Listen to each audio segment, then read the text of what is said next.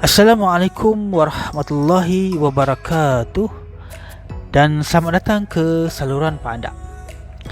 Kali ini Pak Anda akan bercerita tentang polemik ataupun pandangan. Benarkah bahawa Sabah itu adalah sebuah negara?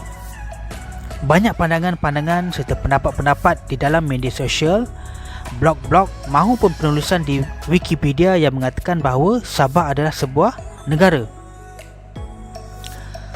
Jadi persoalannya, benarkah pandangan bahawa Sabah adalah sebuah negara? Kalau kita telusuri sejarah Sabah, semenjak abad ke-16 Sabah telah dikuasai oleh Kesultanan Brunei. Kemudian pada abad ke-17 pantai timur Sabah telah diberikan kepada Kesultanan Sulu. Walaupun ada pendapat yang mengatakan bahawa penyerahan tersebut tidak berlaku kerana pemberontakan yang berlaku di pantai timur Sabah berjaya dihapuskan oleh Kesultanan Brunei tanpa bantuan Kesultanan Sulu. Walau bagaimanapun, Kesultanan Sulu sehingga kini masih tetap mendakwa bahawa pantai timur Sabah adalah hak mutlak mereka. Cuma tuntutan pihak Sulu agak melampau kerana mereka menuntut keseluruhan Sabah, sedangkan jika benar Kesultanan Brunei menyerahkan pantai timur Sabah kepada Kesultanan Sulu, hanyalah sebahagian kecil di pantai timur, bukannya keseluruhan negeri Sabah. Balik kepada persoalan, benarkah bahawa Sabah itu adalah sebuah negara? Pertama sekali, kalau kita lihat sejarah Sabah, Sabah pernah diperintah oleh 3 kesultanan, iaitu Kesultanan Brunei yang berpusat di Brunei lah sekarang ni, iaitu di Bandar Seri Begawan.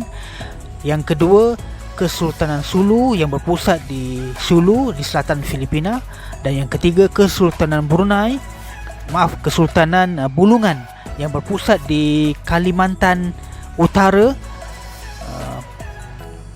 di Indonesia sekarang ini.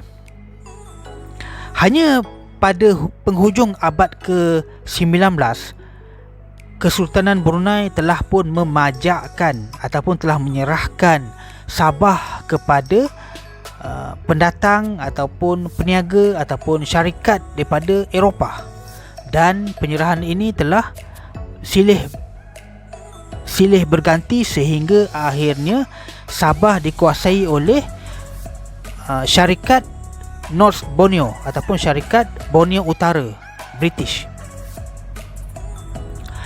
Dan kalau kita lihat syarikat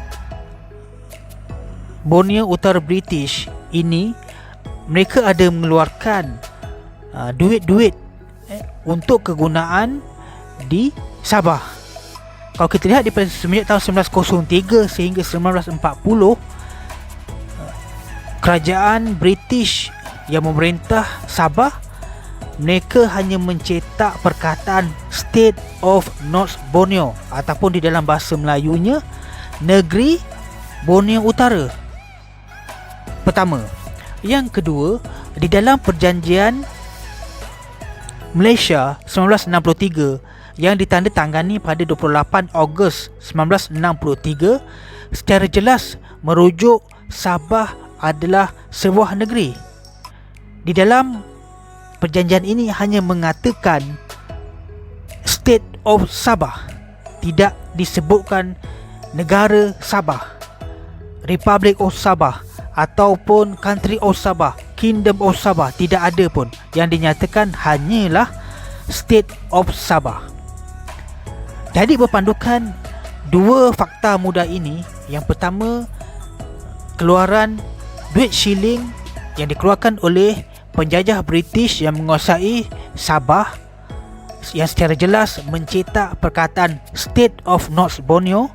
Yang kedua, perjanjian Malaysia yang secara jelas menyatakan bahawa Sabah adalah sebuah negeri, maka dapatlah disimpulkan bahawa Sabah adalah sebuah negeri sahaja.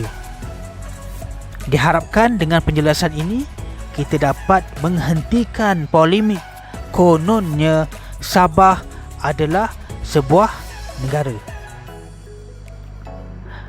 Jadi dengan penjelasan ini, Pandak berharap semoga kita semua dapat berlapang dada dan boleh menerima bahawa Sabah hanyalah sebuah negeri.